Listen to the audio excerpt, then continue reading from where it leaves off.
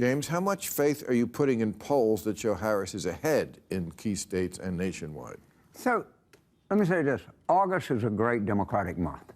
We hell on wheels come August, okay? You remember what George Steinbrenner said about Dave Winfield? He called him Mr. May. The idea is to be good in November.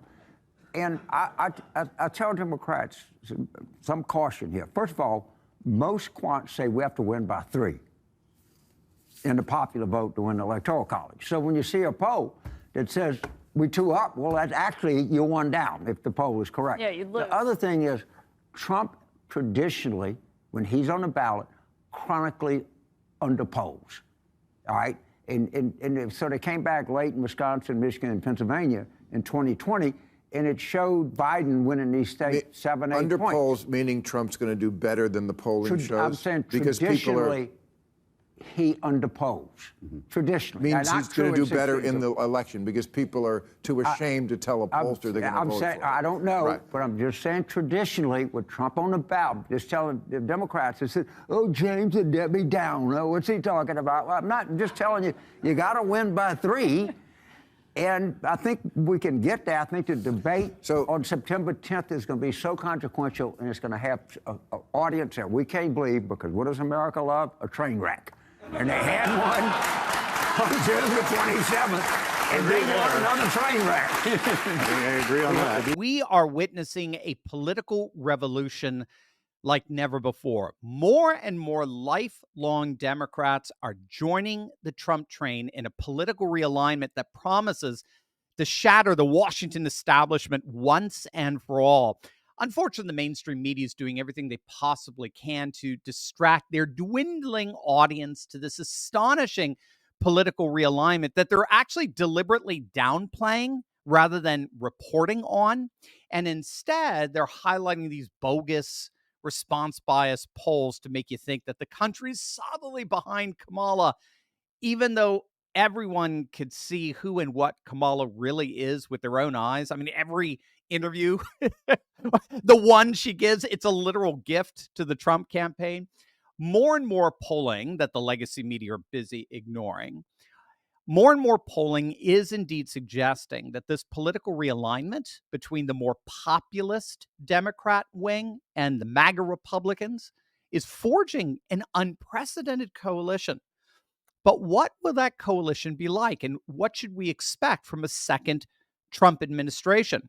Well, joining me today is my friend and sponsor, Mark Wilburn. Mark is the head trainer and founder of the Neos Capital Investment Group. He's on a mission to equip everyday Americans with the strategies needed to secure wealth and security for a lasting family legacy. And he's actually hosting a free Trump Trade webinar. I love it. A Trump Trade webinar online. It's on September 12th at 7 p.m. Eastern. I'll be there, and you need to be there too. So just scan that QR code on the screen or click on the link below to join us for this amazing free online webinar. Mark, welcome, my friend. Good to see you. Dr. Steve, it's awesome to be here with you and just kind of discuss and go over everything that's happening in our country right now. It's really exciting. It is exciting. And I was joking with you beforehand, before we went live here, that we should just put what we were chatting about beforehand on tape, because we're going back and forth, solving the world's problems as we always do. Absolutely. But I mean, dude, I mean, obviously we're simpatico here. You're seeing the poll schizophrenia out there, but you're also seeing all these lifelong Democrats crossing over to Trump's side. What are your thoughts on so many of these high-profile former Democrats now joined Trump recently? So he's added Robert Kennedy Jr. Mm-hmm. He's added Tulsi Gabbard, who was once a chair for the Democrat National Committee. He's going to have them both on his transition team. What do you make of those defections, and what sort of impact do you think that's going to have on first the election, but then secondly, on a wider level, the economy? Well, as a conservative and an entrepreneur, I love it. I actually love what we're seeing here. Yeah. I love seeing the unity that's coming. It's funny how everyone kind of frames Trump up as this really divisive character, yet he's the only one reaching across historic party lines bringing together our country. And so we have these loony liberals that are telling everyone, you've got to go woke. And I really feel like God is bringing an awakening to the rest of America. And these lifelong Democrats that you just mentioned, like their eyes are being opened. They're seeing where these policies are taking the country, and it's towards disaster. They don't want to do that. And you have people like RFK, who is nobility Democrat, if we had such a thing, right? I mean, JFK's nephew coming over is a huge win for conservatives. I think it's going to be a big boost in the polls. But the person that excites me the most that's moved over is actually Elon Musk.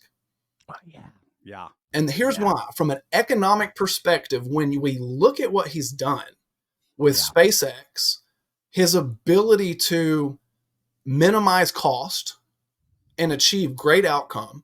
We saw it when he took over Twitter, turned it into X, and made it a juggernaut of social media. He fired 80% of the workforce. And were you able to catch the interview that he and Trump did on X? Did you listen to? Were you able to listen? I did. Not the entire. It was like 2 hours long, so I got a lot of the excerpts from it. Yeah. Well, coming off of that, Trump said that he wanted to put him on an oversight committee on waste and spending.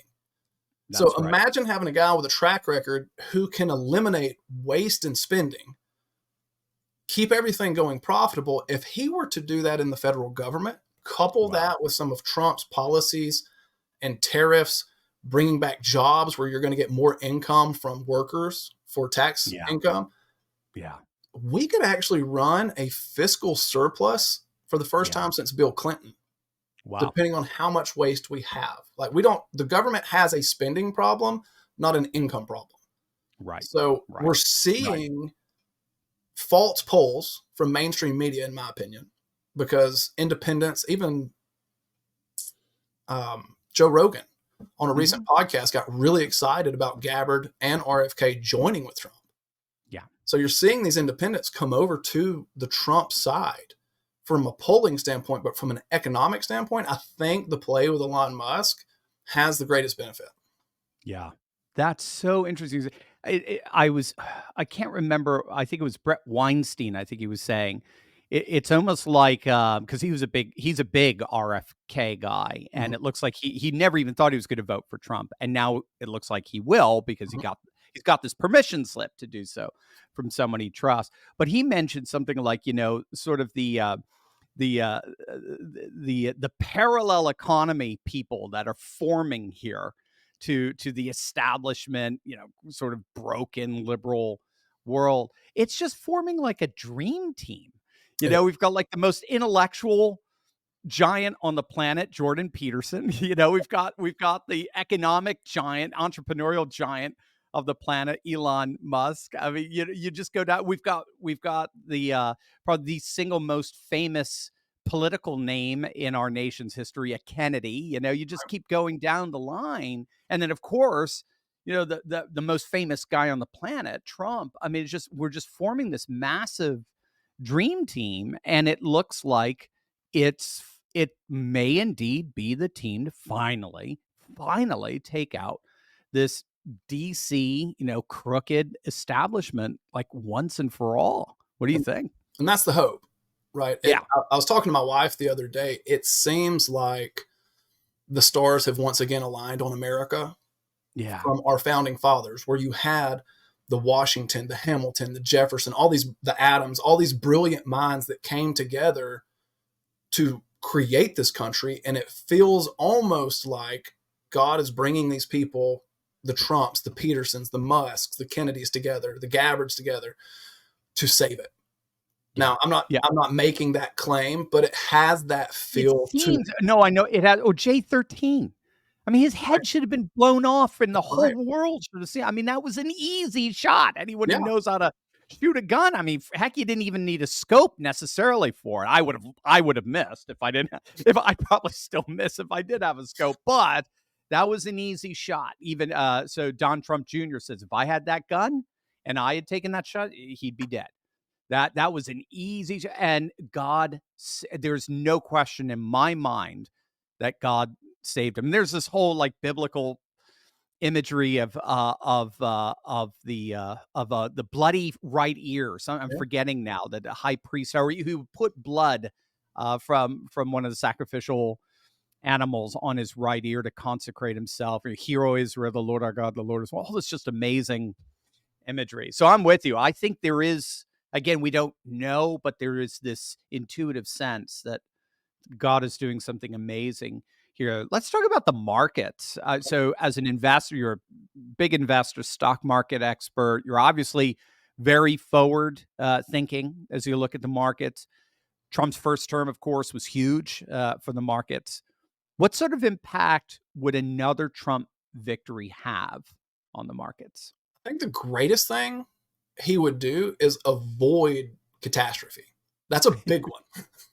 You know, Kamala hasn't come The out. bar is pretty low there, Mark. Pretty low, but when you hear some of Harris's policies, which again she hasn't done media in 40-something days, and so we don't know a lot of them. But the one that has a lot of my investors concerned and my students concerned is this 25% tax on unrealized capital gains. So I've got clients calling me like, hey, how is this going to impact our trading? How is this going to impact our investments? And what most people don't understand, Dr. Steve, is it's not just those assets, it's your home. Ooh. And so if I can unpack this for your audience for a moment, her own economic advisor was on CNBC a couple of weeks ago, and he alluded to their plan saying people already pay an unrealized gain on your property taxes, right? He alluded to this argument, which tells us they're wanting to come after your houses. So if you can imagine, the average home in America is worth about $400K, depending on where you live, right? But across the board, it's about $400,000. Average appreciation is 5%. So your home is going up about $20,000 a year. If you have to pay 25% taxes on that, you have to pay an extra $5,000 per year on your home. Wow. And so people are waking up to this. I think a lot of Democrats are waking up to this saying, where are we getting this money from? Yeah, exactly. This will devastate savings. They'll have to pull money out of retirement. And we can't afford to do this. Even the guy on CNBC said, this will never happen in my lifetime, but we have to ensure it doesn't happen. And I think that's why we're seeing this coalition come, like you're talking about, with the Kennedys and the Gabbards, saying, we can't allow this to happen. Right. So the Trump coming in saves us from policies that could literally bankrupt us. And again, when you have a Musk on your transition team and you have a man who literally wrote a book called The Art of the Deal. Yeah. He knows how to get these things passed so that we can have this economic surplus. Right. Love it. I understand certain sectors, certain industries saw substantial growth the last time Trump was in office. Can you reflect on that for us? Remind us what those sectors were that did particularly well, and can we expect similar outcomes if Trump wins again? Absolutely. 2016 does feel like 2 lifetimes ago with all the news cycles that we've seen. But if you remember, the top prospering sectors were actually financials. Financials blew everybody else out of the water. And then you had industrials and materials. Now, the reason financials did so well is he cut corporate tax rates. He loosened bank regulations and things like that. And I think that could happen. Now, I'm not a believer that history repeats, but it does rhyme. History does rhyme. I like that. Yeah. So I think we can see financials do really well. I think we can see industrials do really well. But remember, rising tides lift all ships. Yeah. So every industry, I believe, would prosper. What I'm watching, this is my dark horse in the race, is energy. And again, if you listen to the call with Musk, Trump alluded to how we're going to power this AI movement. And he actually alluded to specific niches of energy, which is nuclear and hydrogen. Now, a lot of people get spooked on nuclear energy because they remember Chernobyl. Right. They're like, we can't have Chernobyl. But that was almost 100 years ago. Like that building was almost 100 years ago. So the technology advancements makes it more affordable. It's significantly safer. There's less waste.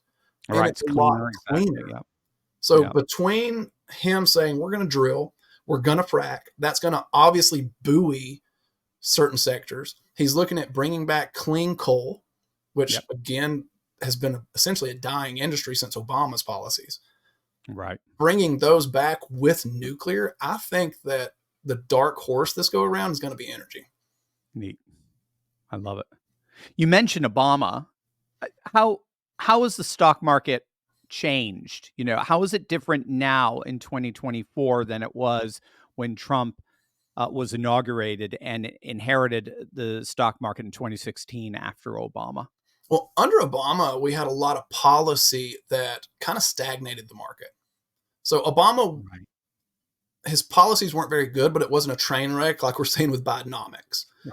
Right. We had about a 2-year lull essentially in the markets, and it rallied on his hope. I mean, if you look at the market going into elections, we were going down, Trump's elected, and it just shoots higher because of the hope of the tax cuts, the hope of bank deregulation, the hope of having a businessman rather than a career politician. I love it. Now we're in a different time because we're near all-time highs, but Bidenomics is catching up. Policy typically takes a year or two to work through the market. And so the first part of Trump's tenure, if we don't get the hope boost, he has to undo some terrible policy, right? You've got runaway inflation. And people say that, inflation's going down. Inflation's not going down. It's slowing down. There's a big difference. A huge difference. Yep. If I'm gaining 5 pounds a year and I start only gaining 2 pounds a year, I'm still gaining. You know what I'm saying? It's not good for my health, just like it's not good for the economy.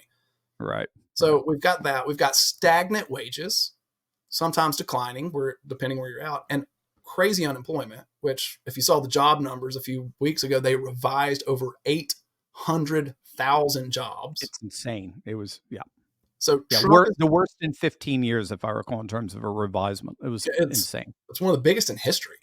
Yeah. So Trump's going to have to fix those policies, which could take a little bit of time, but it has the potential to buoy us into new highs.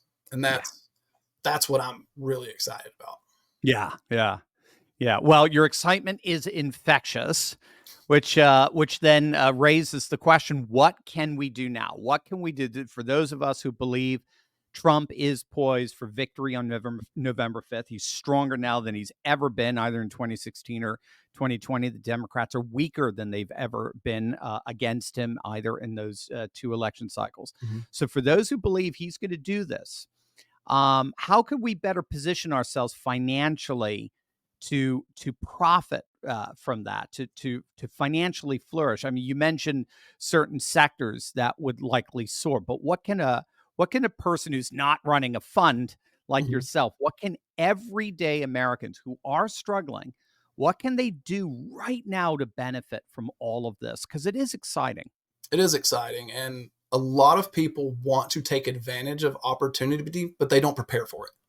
Right. You have to prepare to take advantage of what comes your way. So the first thing people should do is get some kind of education, and education that teaches you to follow the money, which I know you've heard a lot on this show. I listen to a lot of your shows, is one of the best you can get. So when I personally, right, as someone who helps run a fund, when I see money moving into or out of a sector, I follow that money. So when I see a large injection starting to come in, I know, hey, it's kind of like surfing. You see the wave coming, you jump on your surfboard in preparation to ride it. I can't control that wave. I don't have the billions AUM yet. But what I can do is prepare to ride that wave. And then when I see it starting to head towards the coral reef, man, I can jump ship. And what's fun is it's a lot easier to learn these skill sets than what your normal education in media has made it out to be. It's true. That's what I think is so wonderful, is everyone comes up with this, man, I thought this was harder than it's going to be. And it's not. I can get this. I can grasp this. So learning how to see those things, I think that's a huge benefit. And then secondly, have some money available to inject in the market, right?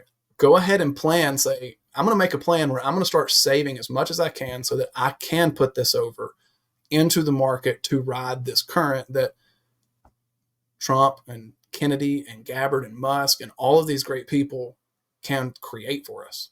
Right. Is this sort of what you're going to be? Are we getting a little bit of a taste of what we're going to be getting from your free Trump trade webinar? What Just do a we? little bit, yeah, just a little bit. So what we'll do in that is you will walk away knowing how to read a stock chart and actually see this momentum happening in real time. Oh wow, So, yeah. cool. So it's fun, and when people see it, Steve, their eyes are open and they're like, oh my gosh, I can see this, and they're giving you virtual high fives and thumbs up emojis in the chat. I finally know how it works. We have fun. Oh, that's awesome. Well, I'm looking forward to it. Gang, obviously, this is a wake-up call for all of us. I hope you're inspired and excited to take action and position yourself to take advantage now of the Trump wave that is coming. So register for Mark's free Trump trade webinar. It's September 12th. 7 p.m. Eastern. It's online, so you don't have to leave the home. You do it from the comfort of your own couch, and you can actually start really building the legacy you dreamed of. This is what Mark specializes in. So just scan that QR code on the screen or click on the link below to register. I'll be there, and I hope to see you there too. Mark, awesome chatting with you, man. I look forward to seeing you on the 12th, and let's have you back real soon. Sounds great. Thanks, Steve.